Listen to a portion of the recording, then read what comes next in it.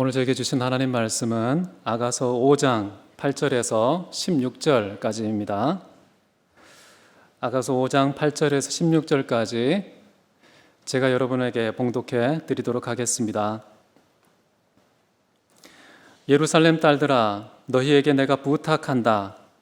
너희가 내 사랑하는 자를 만나거든 내가 사랑함으로 병이 낫다고 하려무나. 여자들 가운데의 어여쁜 자야, 너의 사랑하는 자가 남의 사랑하는 자보다 나은 것이 무엇인가? 너의 사랑하는 자가 남의 사랑하는 자보다 나은 것이 무엇이기에 이같이 우리에게 부탁하는가? 내 사랑하는 자는 희고도 붉고 많은 사람 가운데에 뛰어나구나. 머리는 순금 같고 머리털은 고불고불하고 까마귀같이 검구나. 눈은 시냇가의 비둘기 같은데 우유로 씻은 듯하고 아름답게도 박혔구나. 뺨은 향기로운 꽃밭 같고 향기로운 푸른덕과도 같고 입술은 백합화 같고 몰약의 즙이 뚝뚝 떨어지는구나. 손은 황옥을 물린 황금 놀이개 같고 몸은 아로새긴 상하에 청옥을 입힌 듯하구나. 다리는 숭금 받침에 세운 화반석 기둥 같고 생김새는 레바논 같으며 백향목처럼 보기 좋고 입은 심이 달콤하니 그 전체가 사랑스럽구나. 예루살렘 딸들아, 이는 내 사랑하는 자요 나의 친구로다. 아멘. 오늘은 사랑은 지식이다 라는 제목으로 하나님 말씀 함께 나누기를 원합니다. 하나님은 우리가 사랑해야 알 수 있습니다. 그를 사랑하지 않으면 알 수 없는 그런 분이 하나님이신 것이죠. 그래서 요한은 이렇게 고백합니다. 사랑하지 아니하는 자는 하나님을 알지 못하나니 이는 하나님이 사랑이기 때문이라. 하나님이 사랑이기 때문에 우리는 하나님을 사랑할 때에만 비로소 그분을 알 수 있다라는 말입니다. 그를 아는 방법에 있어서 사랑의 대체물은 없습니다. 술람의 여인은 지금 솔로몬을 진실로 사랑하기 때문에 그를 너무도 사랑해서 얼마나 세세하게 깊이 알고 있는지 예루살렘 여인들에게 사랑하는 님 솔로몬에 대해서 설명을 하는데 그 설명의 내용 하나하나가 얼마나 사랑이 잔뜩 묻어 있는 참된 진리의 고백인지 알 수 없습니다. 여러분, 솔로몬을 알아갈수록 술람 여인은 자기를 찾아가는 것입니다. 자기 자신에 대해서도 더 잘 알게 된다는 뜻이죠. 솔로몬을 알지 못하면 다른 지식이 여인 자신을 이해하는데 대체하게 될 것입니다. 우리도 마찬가지예요. 술람 여인이 자기 자신에 대해서는 아무것도 아니라 솔로몬에 의해서 그의 정체성이 좌우되는 것처럼 우리도 우리 자신이 어떤 사람이 되는 게 아니라 나의 신랑 주님께서 누구신지를 알 때에 비로소 내가 누구인지를 제대로 아는 그럼 정체성이 하나님께 의존하고 있다는 그 사실을 우리는 기억해야 할 것입니다. 그렇기 때문에 하나님을 알면 알수록 나 자신에 대해서 가장 정확한 진리의 지식에 이룰 수가 있다는 것입니다. 부모와 자식을 보면서 내 직장을 보면서 나의 이력서를 보면서 내가 누구구나 라고 파악한 것은 다 그냥 시간 속에서 덧입혀진 부수적인 것들입니다. 진짜 나는 나의 참된 신랑이고 존재의 근원이신 주님을 알 때에만 나를 알 수 있다. 그런 차원에서 사랑은 지식이고 아는 만큼 사랑하게 된다는 이런 유기적인 관계성을 함께 말씀을 통해 살펴보기 원합니다. 먼저 8절을 보십시오. 예루살렘 딸들아, 너희에게 내가 부탁한다. 너희가 내 사랑하는 자를 만나거든 내가 사랑함으로 병이 낫다고 하려무나. 자, 여인은 지난 시간에 살펴본 것처럼 관원들에 의해서 봉변을 당했습니다. 야밤에 벌거벗겨지고 상처를 입고 얼마나 큰 고초와 아픔을 당했는지 모릅니다. 참으로 놀라운 것은 자기를 핍박한 사람은 솔로몬의 부하인 관원들이라는 것입니다. 파수꾼들이 어떤 제도적인 권위를 가지고서 그녀를 핍박, 조롱, 멸시했다는 것이죠. 자, 이런 사실이 말하는 것은 무엇일까요? 그 온 나라를 통치하고 있는 왕 솔로몬과 분리되는 순간, 솔로몬이 자신을 떠나는 순간 자기는 어떤 존재가 된다는 것일까요? 심지어 솔로몬의 부하조차 자기를 알아보지 못하게 되는 것이고, 자기를 핍박과 유린과 압제의 대상으로 여긴다는 것입니다. 정말 전혀 다른 인생이 되는 것이죠. 솔로몬의 침실에서 최고의 사랑, 왕의 사랑을 받고 있는 여인이 졸지에 길바닥에 내던져진 정말 비 맞은 생쥐처럼 온몸이 진흙더미에 둘러싸여 있는 비참한 형국까지 갔다는 것이죠. 이 여인은 이제 깨달았을 것 같습니다. 솔로몬이 없는 술람미 여인은 없다. 솔로몬이 없는 인생은 무익하다. 솔로몬이 없이는 살았어도 죽었구나 라는 사실을 깨달았을 것 같아요. 솔로몬에 대한 그런 사랑이 불타오르기 시작합니다. 정말 그 사람은 나의 생명이고 나의 전부이고 나의 존재구나 라는 것을 깨달은 것이죠. 그래서 상사병이 걸립니다. 오늘 여기 나온 상사병은 우리가 2장에서 살펴본 상사병과 좀 다릅니다. 그때 제가 거룩한 상사병이라고 이름을 지었는데요. 오늘은 마치 절박한 그런 상사병 같습니다. 내가 사랑하기 때문에 내가 아프다. 사랑하기 때문에 내가 병이 나고 허약해져 있다. 이 사실을 동네방네 알리면서 만나거든 꼭 이 사실을 솔로몬의 귀에 집어넣어 주라고 이렇게 부탁을 하는 장면을 보게 되는 것이죠. 여러분, 솔로몬이 지금 여인이 경험하고 있는 것은 인생의 가장 절망적인 순간인 것 같습니다. 그런데 이 절망의 한가운데 서 있는 이 여인이 무엇을 깨달았느냐?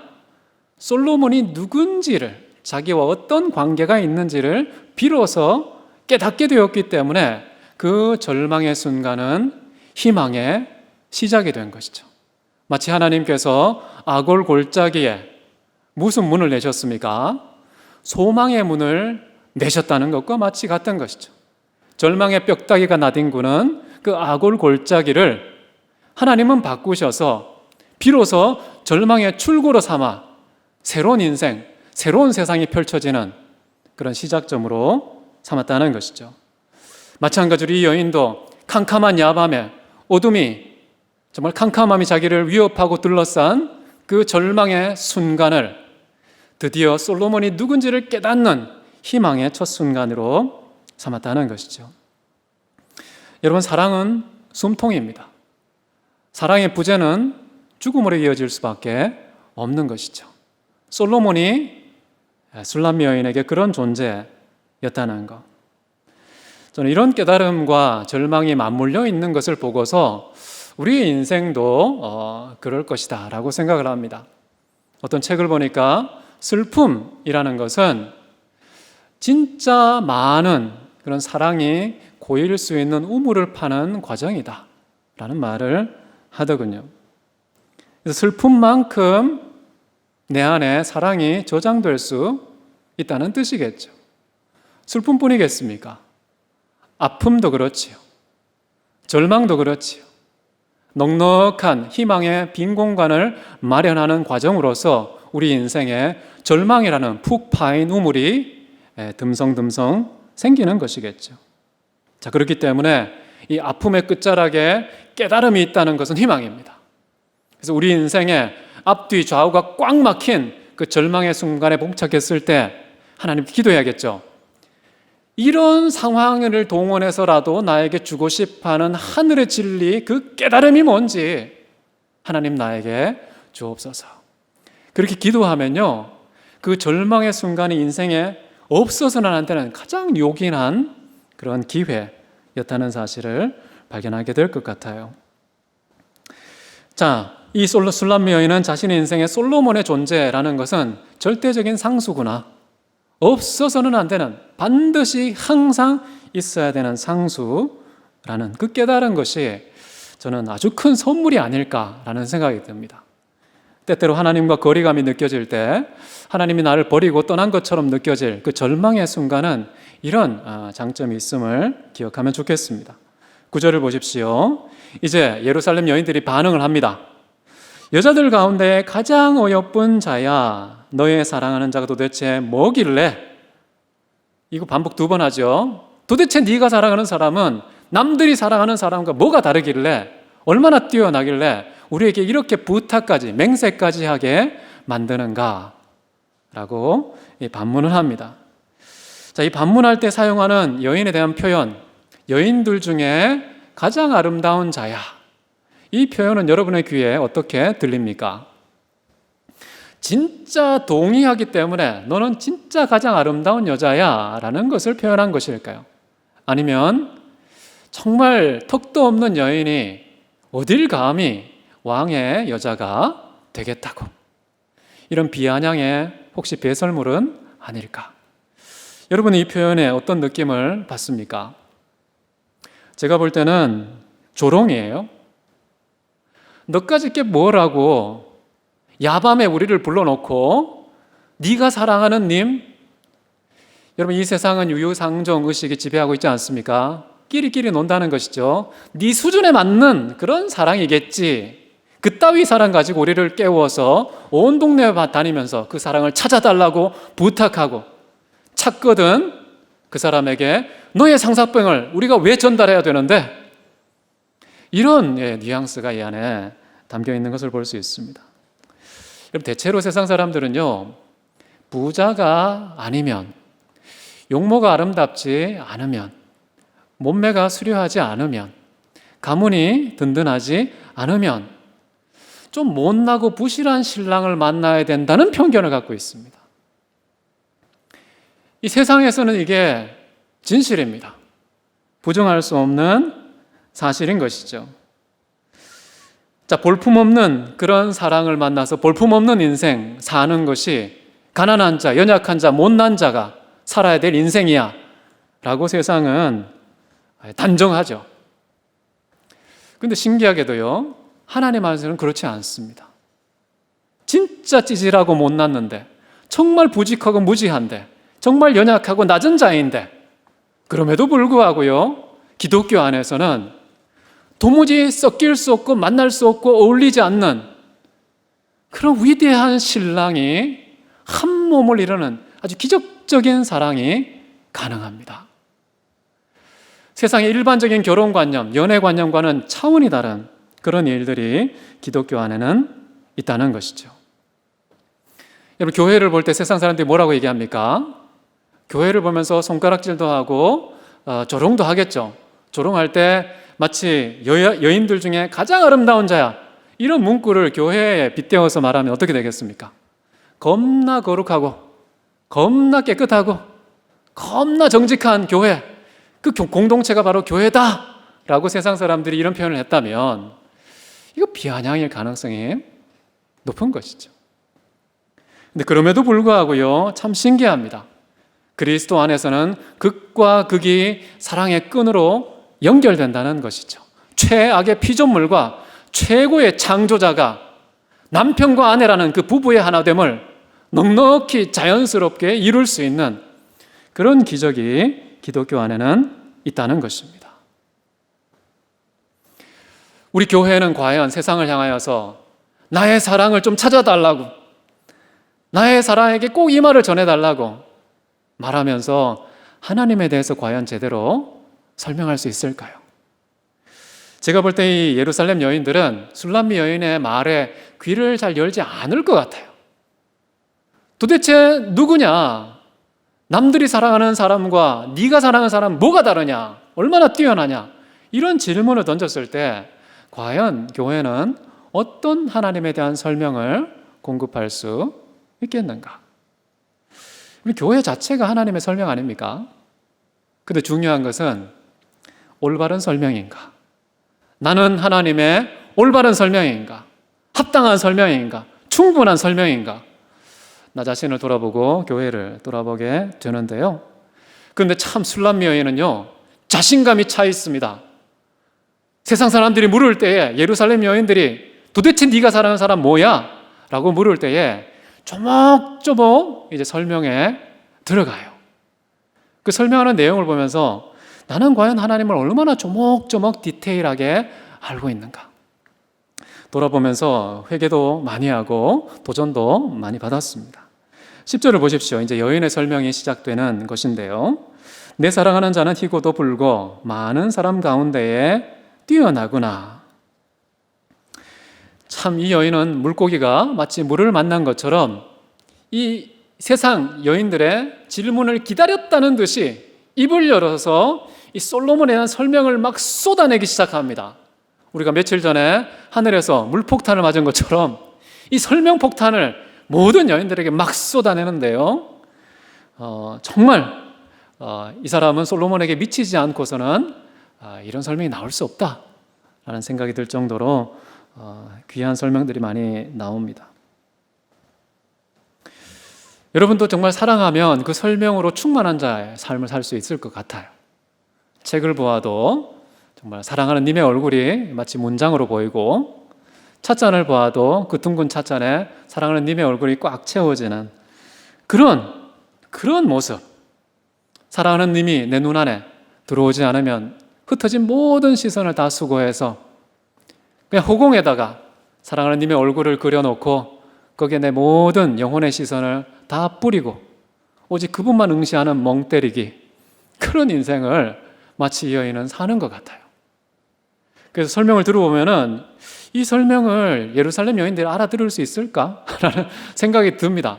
소통도 안 되는 자기만의 고유한 언어를 써서 자기만 알고 있는 지식을 마치 비밀한 지식을 꺼내서 공감이 안 되는 듯한 그런 느낌을 받을 정도로 이 여인은 솔로몬에게 좀 취해 있다라는 느낌을 받습니다. 한번 보십시오. 첫 번째, 내 사랑하는 자는 희다라는 표현을 씁니다.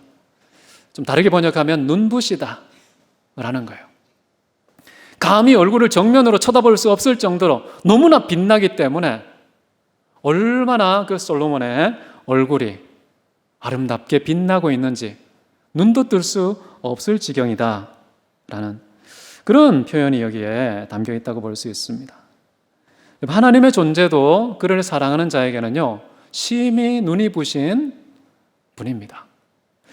그래서 디모데전서 6장 16절 보면요, 사도 바울이 이렇게 표현해요. 가까이 하지 못할 빛에 거하시고 어떤 사람도 보지 못하였고 또 볼 수 없는 분이시라. 하나님에 대해서 사도 바울은요, 이렇게 표현했어요. 마치 술람미 여인이 솔로몬에게 표현한 것처럼 얼마나 눈이 부신지 화려한지 눈을 정면으로 응시할 수 없을 정도야 라고 한 말을 다르게 사도 바울은 이렇게 표현한 것이죠. 그분은 우리가 감히 범접할 수 없는 빛 가운데 거하시기 때문에 빛도 쳐다보지 못하는데 빛 가운데 있는 분은 어떻게 볼 것이냐? 결코 볼 수가 없다는 것을 확인할 수 있습니다. 이사야도 동일하게 표현합니다. 하나님 자신이 우리에게 영원한 빛이시다 라는 표현으로 하나님의 눈부심을 표현했고요. 모세 같은 경우에도 하나님 얼굴 보기를 원했어요. 하나님 저에게 당신의 영광을 보여 주옵소서 라고 했을 때 하나님께서 뭐라고 말합니까? 이렇게 표현했어요. 출애굽기 33장 20절. 네가 내 얼굴을 보지 못하리니 나를 보고 살 자가 없음이라. 하나님의 눈부심, 범접할 수 없는 빛 가운데 거하심, 이유가 무엇일까요? 처음에는 오해할 수 있겠죠. 하나님은 우리에게 숨기시는 분이고 다 보여주지 않는 깍쟁이구나 라는 생각이 들지만 가만히 보면요, 죄인된 우리를 지키고 보호하시기 위해서, 죽지 않고 살게 하도록 하기 위해서 눈부시구나, 그런 생각이 듭니다. 하나님은 정말 적당히 우리에게 눈부셔서 아무도 그 얼굴을 본 자가 없고 보았다면 죽었기 때문에 살 자가 없는 그런 분이심을, 그분의 눈부심을 통해서도 확인할 수 있는 것 같아요. 그렇게 눈부신 하나님의 얼굴을 보지는 못하여도 함께 한다면 어떤 현상이 나타날까요? 여러분, 시내산에서 40주야를 함께 했던 모세의 얼굴이 그가 내려올 때 어떤 모습이었습니까? 광채가 얼굴에서 나오는 것을 자기도 몰랐다고 나옵니다. 근데 사람들이 막 보자마자 엎드려 숭배를 하는 거예요. 이래서는 안 되겠다 그래서 뭘 가렸습니까? 수건으로 얼굴을 깔 정도로 얼굴에 광채가 나는 눈부신 사람이 된다는 거예요. 여러분 어떤 사람 되고 싶습니까? 눈부신 사람 되고 싶지 않습니까? 눈부신 하나님과 부부의 관계를 맺고 완전히 하나 될 때에 그의 눈부심이 내 얼굴에 올라타서 나도 눈부신 인생을 살아가게 된다는 것이죠.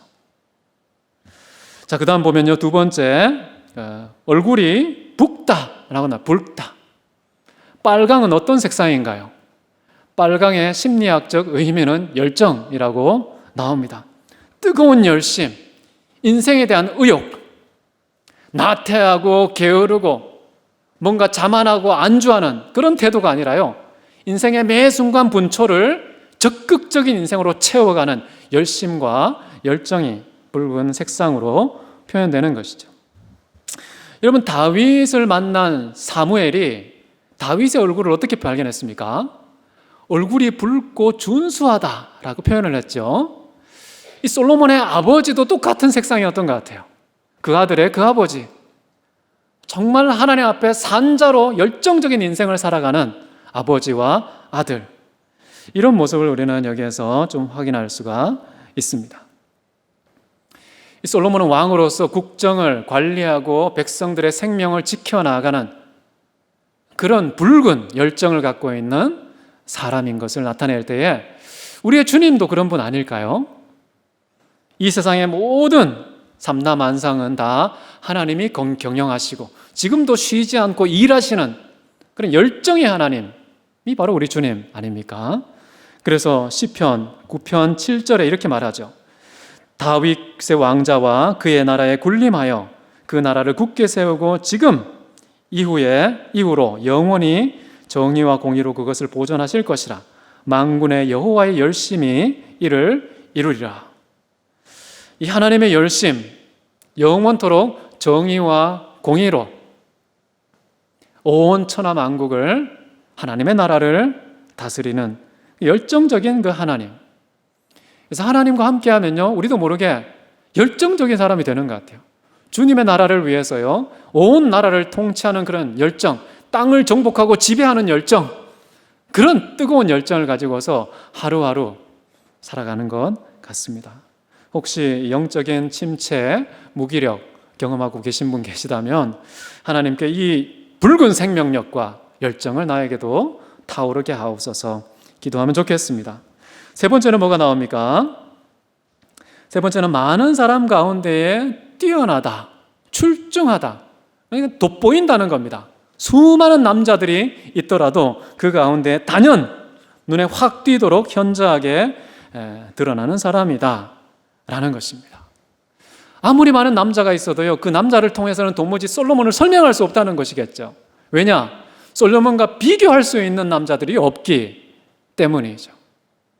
아주 빼어나고 쑥 돋보이게 드러난 그런 솔로몬을 얘기하는 이 장면에서 저도 하나님을 또 생각합니다.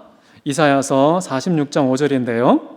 너희가 나를 누구에게 비기며 누구와 짝하며 누구와 비교하여 서로 같다 하겠느냐. 이 하나님을 설명할 수 있는 도구가 없다는 것이죠. 이 세상에 하나님의 비유, 하나님의 은유 하나도 존재하지 않는 고유하고 유일하신 그런 하나님, 아무것도 비교할 수 없기 때문에 어떤 형상으로도 만들지 말라고 그렇게 표현하시는 그 하나님. 그래서 하나님께서 솔로몬이 물었을 때 어떻게 답변했습니까? 솔로몬이 아니라 모세가 물었을 때요, 모세가 아니 내가 애굽에 가면 도대체 누가 보냈느냐, 그 사람 누구냐 라고 물을 때 내가 어떻게 답할까요? 그때 하나님께서 뭐라고 말씀하셨습니까? 나는 나다 라고 했습니다. 한국말로는 나는 스스로 있는 자니라 이렇게 번역되어 있는데요, 이것을 좀 원문에 충실하게 번역하면 이렇게 번역할 수 있어요. 나는 나였고 나이고 나일 것이다 라고 번역할 수가 있습니다. 이것을 잘 이렇게 번역한 것이 요한계시록 잘 나와 있어요. 4장 8절 이렇게 나옵니다. 거룩하다 거룩하다 거룩하다 주 하나님 곧 전능하신 이여 전에도 계셨고 이제도 계셨고 장차 오실 이시라. 하나님에 대한 표현입니다. 나였고 나이고 나일 것이다. 변치 않는, 또 이 세상의 어떤 수식어가 그를 설명할 수 없는, 그냥 나는 나다라고 말할 수밖에 없는 그런 분이 하나님인 거예요. 설명이 안 되니까 사람들은 못 알아들을 수 있죠. 그래서 이 설명을 알아들을 수 있는 유일한 방법은 이 세상의 유사물, 비교물을 찾는 것이 아니라 믿음으로 알 수 있는 것입니다. 그런데 이 나였고 나이고 나일 것이라는 이 하나님에 대한 표현이 예수님에 대해서도 사도 바울은 이렇게 표현했어요.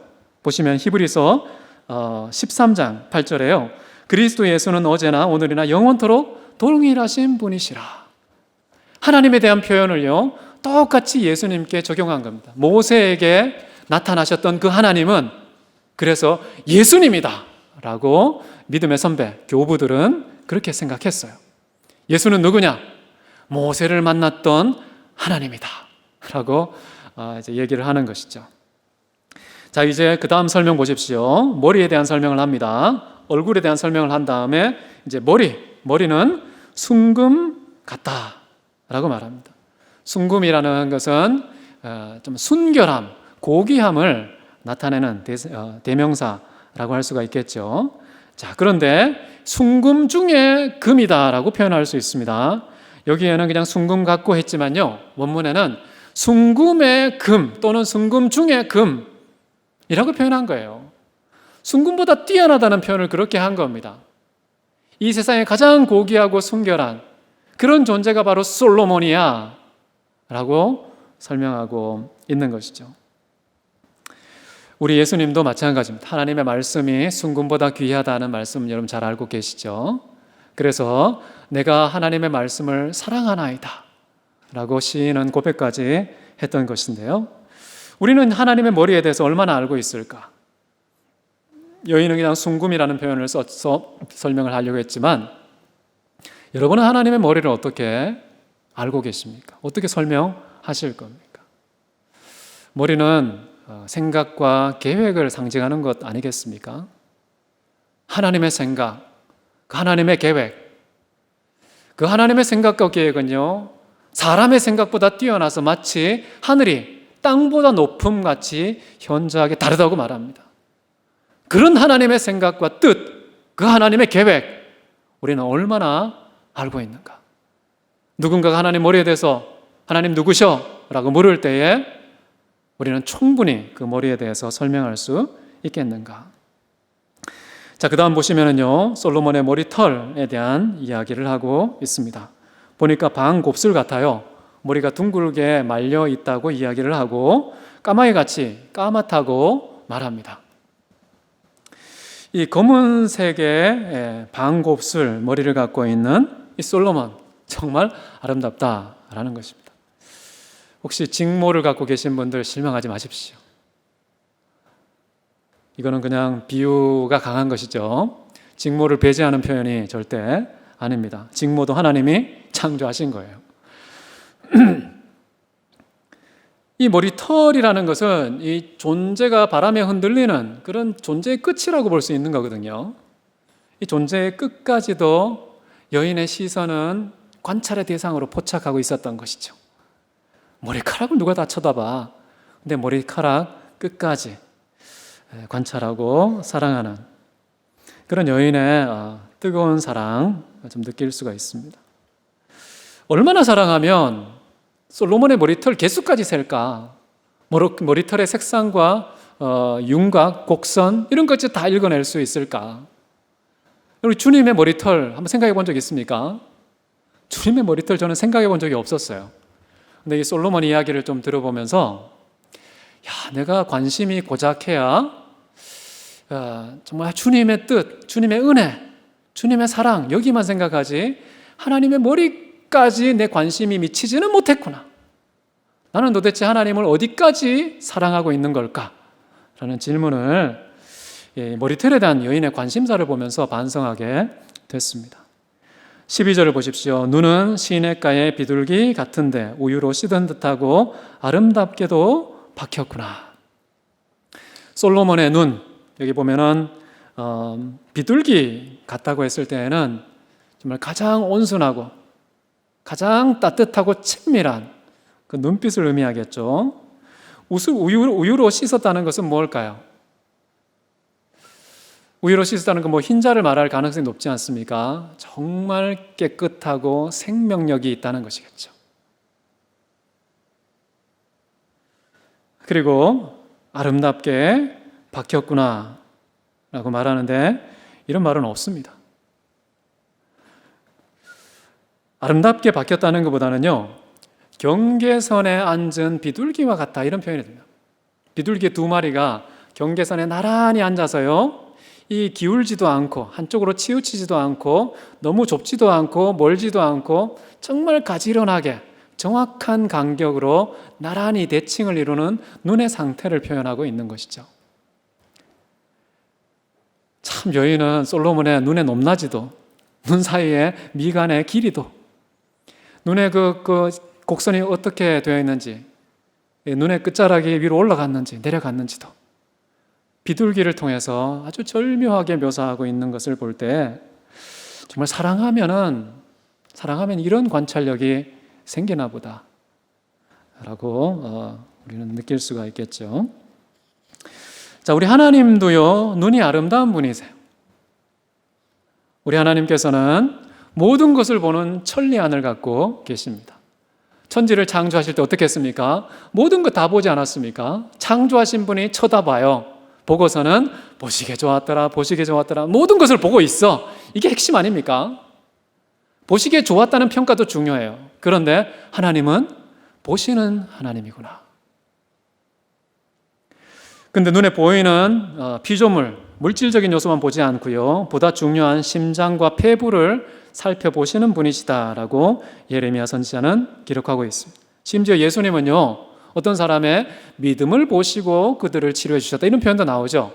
문둥병자들을 보시고서요, 그 마음 안에 믿음이 있는 것을 보시고. 믿음이 눈에 보입니까? 안 보입니까? 웬만한 사람이 눈에는 잘 안 보이잖아요. 근데 하나님께서는 우리의 믿음, 마음의 신뢰의 기울기까지 다 관찰하고 계신다는 사실을 확인할 수가 있고요. 그리고 단순히 눈에 가시광선 안에 있는 것만이 아니라 그 밖에 있는 은밀한 것까지도 다 알고 보고 계신다라고 말하는데요. 여러분, 예레미야 선지자 자신은 이렇게 얘기했죠. 내가 모태에 있기도 전에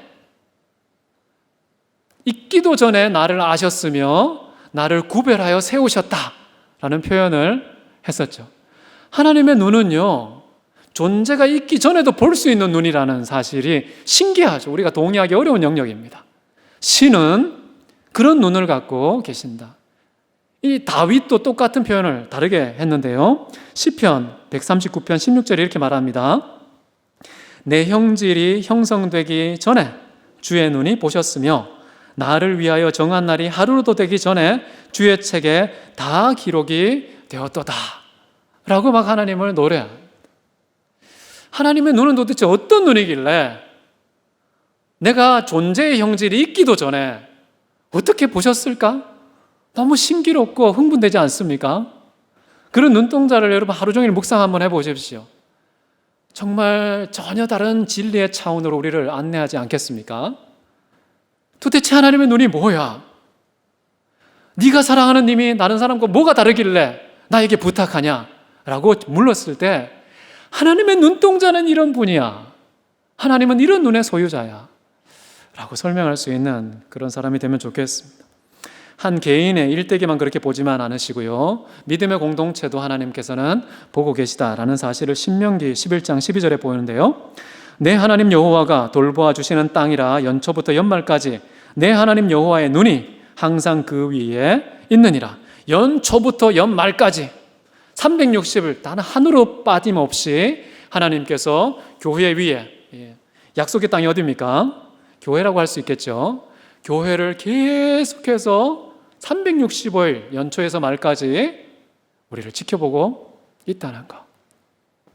보시는 하나님에 대해서 참 감동으로 설명해 주는 것 같아요. 자, 그 다음 13절 보십시오. 뺨과 입술 이야기가 나옵니다. 뺨은 어떨까요? 향기로운 꽃밭 같고 향기로운 푸른덕과도 같고.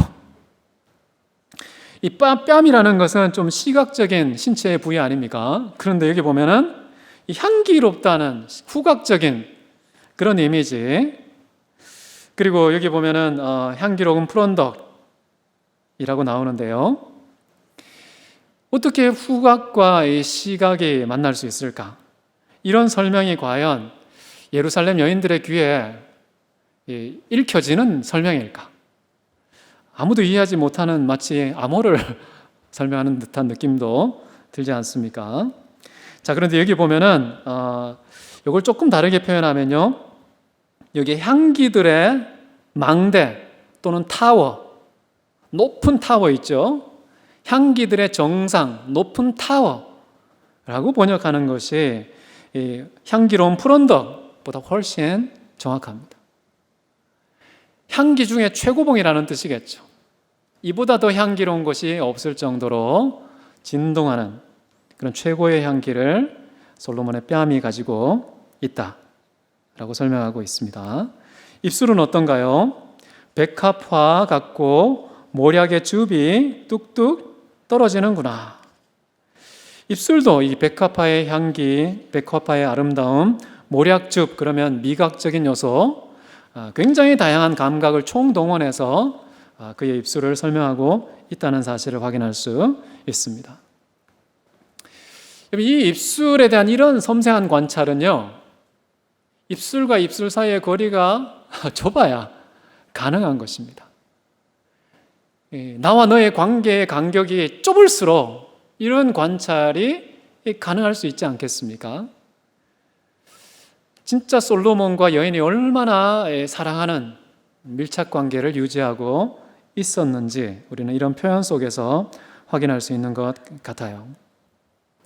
여러분, 시편 2편에도 보면은요, 그의 아들의 입술에 입을 맞추라 라는 표현이 나옵니다. 우리가 하나님의 입에 입을 맞추는, 정말 모략의 즙과도 같은, 백합화 같은 그런 주님의 입술, 그 입술을 체험하고 정확하게 알고 많은 사람들에게 알려줄 수 있는 그런 사람이 되어야겠다라는 생각이 듭니다. 자, 14절을 이제 보십시오. 손과 배에 대한 이야기가 나오는데요. 손은 황옥을 물린 황금 놀이개 같고 몸은 아로새긴 상아에 청옥을 입힌 듯하구나 라고 말합니다. 이 손이라는 것은 솔로몬이 하는 일들을 나타내는 것이겠죠. 물론 손 자체가 아름다울 수도 있습니다. 손을 보면 정말 이렇게 피부가 고운 남자의 손도 있습니다. 솔로몬은 왕이니까 일을 별로 안 했을 가능성이 높습니다. 그래서 아주 곱게 손이 보존되어 있을 텐데, 이 손이 암시하는 바는 솔로몬이 하는 일들이라고 볼 수가 있겠습니다. 솔로몬이 하는 모든 손으로 행하는 일들은 다 황옥같이 보석처럼 빛나는 일들을 행하고 있다. 그가 행하는 모든 일들이 이렇게 아름답고 빛이 난다는 것이겠죠. 우리 하나님의 손은 어떨까요? 하나님의 손을 생각해 본 적이 있습니까? 성경에 보면은 궁창, 다시 말하면 우주의 모든 공간에 전시되어 있는 모든 작품들은 여호와의 손의 결과물이다라고 표현하고 있지 않습니까? 스데반도 그가 핍박을 맞으면서도 설교를 할 때에 하늘과 땅을, 그 사이에 있는 모든 것을 여호와의 손으로 지으신 그분에 대해서 설교를 했던 것을 우리는 볼 수가 있는데요. 이만큼 하늘과 땅에 있는 모든 것들에서 손의 그 지문을 찾는 그런 사랑의 마음이 우리에게 있어야 되겠다라는 것이겠죠. 또 하나님의 손은 일종의 심판과 보상의 의미도 있습니다. 하나님의 손을 설명할 때 정말 선하고 의로운 사람에게는 하나님께서 자비로운 보상을 주시고요, 악하고 불의한 자에게는 어떻게 합니까? 하나님께서 정의로운 징계의 손을 뻗으신다 라고 성경에는 나와 있습니다. 자, 그렇기 때문에 예레미야 선지자는 하나님은 누구냐? 사랑과 정의와 공의를 이 땅에 행하는 자다 라고 설명하고 있죠. 그 다음 보면은 이렇게 몸이라는 말이 나오는데 몸이 아니고요, 배라고 해야 됩니다. 배. 이 배입니다. 배. 이 배는 어떻다고 나옵니까? 아로새긴 상아에 청옥을 입힌 듯하다.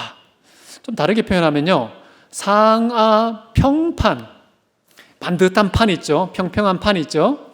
상아로 만든 이 상하의 아름다운 빛깔을 내는 그런 반듯한 평면판. 여러분 뭐가 떠오르십니까? 식스팩. 이 초콜릿 복근 생각나지 않습니까? 저 이것을 보면서 배 나오신 분은 좀 반성해야겠다. 하나님의 배를 어떻게 설명하실 거예요? 복근보다 더 아름다운 마치 상아로 만든 듯한 최고의 복부를 가지고 계신 사람이 솔로몬이야 라고 지금 설명하고 있는 것이죠. 자, 그런데 이게 배라는 표현은요, 사실 1차적인 의미는 이 창자들이라고 할 수 있습니다. 속에 있는 내장들, 다시 말하면 뱃속을 말하는 것이겠죠. 이 여인은 단순히 배의 표면만 관찰하고 아는 자가 아니라요, 솔로몬의 뱃속까지 깊숙이 깨닫고 알고 설명할 수 있는 그런 사랑의 지식을 소유하고 있는 사람이다 라는 거예요. 자, 이제 5절을 보시면 15절을 보면 다리가 나오죠. 다리는 숭금 받침에 세운 화반석 기둥 같고 생김새는 레바논 같으며 백향목처럼 보기 좋다 라고 설명하고 있습니다. 이 다리가 쭉쭉 뻗은, 그러면서도 아주 견고한, 그리고 밑받침대는 뭐가 있습니까? 이 화반석 기둥같이 숭금의 받침 위에 서 있는 정말 견고하고 아름답고 흔들리지 않는 그런 존재의 든든함, 저런 다리를 가진 솔로몬의 품에 안기면은 어떤 풍파가 불어와도 흔들리지 않고 두렵지 않을 그런 안정감을 제공하는 다리라고 볼 수가 있겠죠. 여러분, 성경에 하나님의 다리에 대한 설명이 있습니까? 아무리 딱 쳐다봐도요, 없습니다. 그런데 짐작할 수 있게 합니다. 이런 암시의 방식이라는 것이요, 우리로 하여금 호기심을 자극하고 훨씬 더 깊은 지식 속으로 초청하는 그런 화법입니다. 그 중에 하나가 뭐냐면요, 이런 표현이 있어요. 이사야서 66장 1절에 보면요, 하늘은 나의 보좌요, 땅은 나의 발판이다 라는 표현이 나옵니다. 여러분, 지구가 발판이신 분의 다리는 어떨까요? 좀 짐작이 가지 않습니까? 지구 전체가 어떤 분의 발판이 될 정도로 견고하고 흔들림이 없는, 정말 신뢰하고 안정감을 주는 그런 존재가 바로 하나님의 다리가 아닌가, 이렇게 우리가 짐작해 볼 수 있겠는데요. 생김새는 백향목처럼 보기 좋다라는 거. 자, 마지막입니다. 이제 입에 대한 설명이 나옵니다. 입은 심이 달콤하다. 입이라는 말보다는요, 구강이라는 표현이 더 낫습니다. 구강이라는 것은 입 속에 있는 내부의 공간 전체를 포괄하는 말이겠죠. 이 구강은 달콤함이 가득하다라고 번역할 수 있습니다. 이건 정말 사랑하는 연인이 아니면은 확인할 수 없는 사실인데, 이런 설명을 지금 예루살렘 여인들에게 하고 있어요. 알아들을 수 있겠습니까? 야밤에 나와서 여인들에게 지금 내가 사랑하는 솔로몬을 설명하고 있는데, 내가 사랑하는 솔로몬의 구강은 달콤함이 꽉 차 있어. 이런 설명을 해서 과연 그분들이 찾을 수 있겠을까?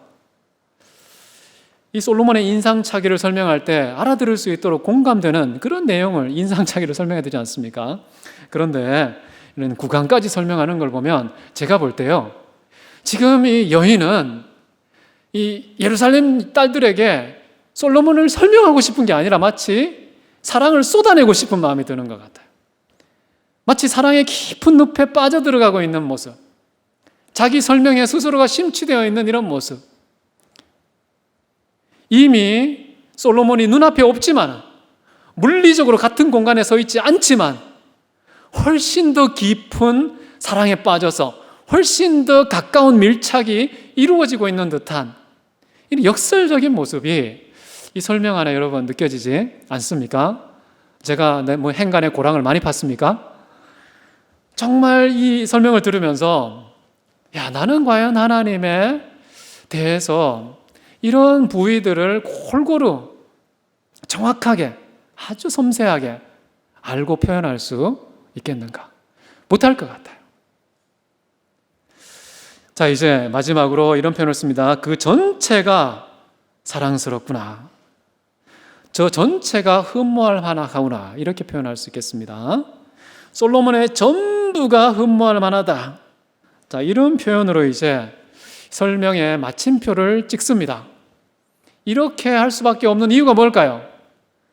우리가 지금 쭉 보니까 이 10절에서 16절까지 솔로몬에 대해서 전부가 설명됐습니까?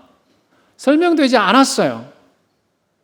눈에 보인 몇 가지 인상착의만 설명이 되었고, 나머지는 설명이 안 됐음에도 불구하고 이제 마지막으로 그냥 그의 전부가 사랑스러운 분이야, 그렇기 때문에 남들과 달라 라고 설명하는데, 이 전체가 사랑스럽고 전체가 흠모할 만하다 라는 표현에서 우리는 하나님의 존재성에 대해서 저는 깊이 생각해 보게 됩니다. 하나님에 대해서 도무지 이분은 어마어마하게 무한해서 다 설명할 수 없어, 그냥 전부가 아름다워 라고 말할 만큼 하나님에 대한 진리의 지식이, 사랑의 지식이 방대하냐? 과연 그런 방대함을 체험한 사람이 이 세상에 있을까? 사도 바울이 그런 사람 중에 하나겠죠. 어떻게 말합니까? 내가 받은 계시가 너무너무 많아서 내 몸에 사단의 가시가 필요할 정도로. 그래서 저는 가끔씩 기도를 그렇게 합니다. 하나님, 저에게 사단의 가시 2개 주십시오. 또 많이 주십시오. 사도 바울이 사단의 가시가 하나가 필요할 정도의 계시의 분량을, 하나님을 아는 지식의 분량을 가졌다면 저는 갑절의 지식을 주십시오. 이렇게 막 기도하고 싶죠. 그 지식이 얼마나 풍부하고 깊은지 도무지 추적할 수 없고 깨달아 할 수도 없다 라고 고백했던 분이 바울이죠. 또 한 사람을 든다면요, 요한이 있습니다. 요한이 어떤 말을 했을까요? 요한복음 마지막에 보면 이런 표현을 했습니다. 마지막 장 마지막 절, 예수께서 행하신 일이 이 외에도 많으니 만일 낱낱이 적는다면 이 세상이라도 이 기록된 책을 두기에 부족할 줄 아노라. 여러분, 이런 표현 하고 싶지 않습니까? 여러분, 한 페이지 쓰면 끝나지 않습니까? 혹시 하나님에 대해서 설명해봐, 레포트 써, 그러면 한 페이지 썼는데 다 써버렸어요. 정말 이 세상 전체를 도서관으로 삼아도 부족할 정도로 많은 기록을 생산할 수 있겠는가? 지금 요한은요, 정말 이게 통쾌한 그런 고백을 하는 것이죠. 이런 호탕함이 어디서 나왔을까? 정말 하나님을 깊이 알았던 것 같아요. 그래서 참 요한에 저는 부럽습니다. 여러분, 혹시 찬송가 중에 우리 찬송가 304장에 이런 표현이 나오죠. 그 크신 하나님의 사랑 어떻게 나오죠? 하늘을 두루마리 삼고 바다를 먹물 삼아도 그의 사랑, 그 크신 하나님의 사랑 다 기록할 수 없다. 이 노래는 부르면서 다 만족해버려요. 그 다음에 정말 하늘을 두루마리 삼을 각오를 하지는 않아요. 바다를 먹물로 쓸 생각을 안 합니다. 그냥 노래하고서 퉁칩니다. 그냥. 그게 우리의 모습 아닙니까? 여러분, 이 노래를 작사 작곡한 사람은요, 프레드릭 레만이라는 사람입니다. 이 목사님인데요, 정말 배고프게 살았어요. 정말 배고프게 살았는데요, 이 너무 배가 고프니까 생계가 유지가 안 되어서 막일을 많이 했습니다. 그래서 노동하러 많이 다니고 얼마나 많은 일을 했는지 안 해본 게 없는 거예요, 이 목사님이. 그때마다 사랑하는 아내가 도시락을 싸줍니다. 자기들은 배를 잡으면서 굶고 사랑하는, 출근하는 남편을 위해서 남편에게 도시락을 싸주는데, 하루는 이 도시락을 싸는 그 신문지에다가 시를 한 편 썼습니다. 이 시는 1050년대 유대인 회당에서 찬양을 지휘하는 지휘자가 있습니다. 그 지휘자가 무려 1050년, 그러니까 11세기 중반이죠. 그때 썼던 시예요. 그 시를 제가 읽어드리겠습니다. 하늘 전체를 양피지로 펼치고 세상의 모든 갈대와 초목을 펜으로 삼고 바다를 모든 잉크로 채우고 모든 사람들이 능숙한 필사자가 되더라도 하나님의 크신 영광, 그 기이한 이야기는 다 적지 못하리라. 자, 이 글귀, 이 시를 사랑하는 여인의 필체로 읽으면서 펑펑 울기 시작했어요.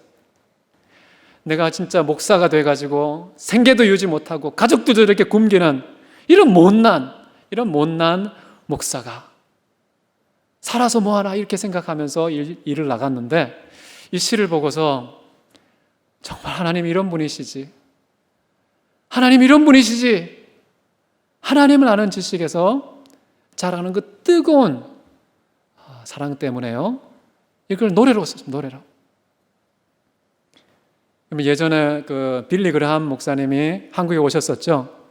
1984년도인가요? 그때 여의도에서 막 집회를 열었을 때 이 노래를 찬양한 사람이 있었습니다. 킴 윅스라는 여자입니다. 그분이 눈이 안 보이죠, 아마? 그 윅스라는 사람이 이 노래를 불렀어요. 한국에 아주 대대적으로 이제 소개가 됐죠. 100만 명 앞에서 불렀던 노래. 저는 하나님을 아는 지식이 정말 이 세상 그 무엇으로도 다 담아내거나 표현할 수 없는 우리의 노래가 되어야 되겠다라는 생각을 해봅니다. 만약에 주변에서 너가 도대체 얼마나 그를 사랑하길래, 다른 사람이 사랑하는 것과 뭐가 달라서, 얼마나 뛰어나길래 그래? 라고 물으면 하나님에 대해서 정말 여인처럼 내가 지금 몇 가지만 설명했지 그냥 전부가 다 아름다운데 만약에 내가 그에 대해서 다 설명한다면 너희들 밤새야 될 거야. 아니, 무덤에 들어갈 때까지 내가 설명해야 될 거야. 아마 그렇게 말하지 않았을까 싶습니다. 여러분, 사랑하면요 알게 됩니다. 알고 싶어집니다. 더 많이 알고, 더 깊이 알고, 더 오래 알고, 죽을 때까지 아는 그런 사랑이 우리에게 있어야 되지 않을까라는 생각을 해봅니다. 하박국 선지자가 이런 말을 했죠. 물이 바다를 덮는 것처럼 여호와의 영광을 인정하는 것이 세상에 가득할 것이라. 야, 이게 빈말이 아니었구나 라는 생각을 해봅니다. 하늘을 두루마리 삼고 바다를 먹물로 삼아도, 이 세상에 태어나고 존재하는 모든 사람이 필사자가 되더라도 다 기록할 수 없는 그 하나님의 지식, 그 기이한 하나님의 영광과 놀라운 이야기를 우리가 살아가는 동안에 설명이 되어서, 내 가정에서 태어나는 자녀들이 미래의 설명이 되어서 끊임없이 하나님을 세상의 종말까지 설명하는 그런 교회, 우리 개인, 우리의 가문 되시기를 주의 이름으로 축원합니다. 함께 기도하시겠습니다. 사랑거리가 많으신 하나님 아버지, 우리의 인생은 하나님에 대한 한편의 설명입니다. 왜곡하지 않기 원하고, 과장하지 않기 원하고, 빈약하고 초라하지 않기 원합니다. 참으로 온전한, 합당한 하나님의 설명이 우리의 인생이 되게 하여 주옵소서. 예수 그리스도 이름으로 기도했습니다. 아멘.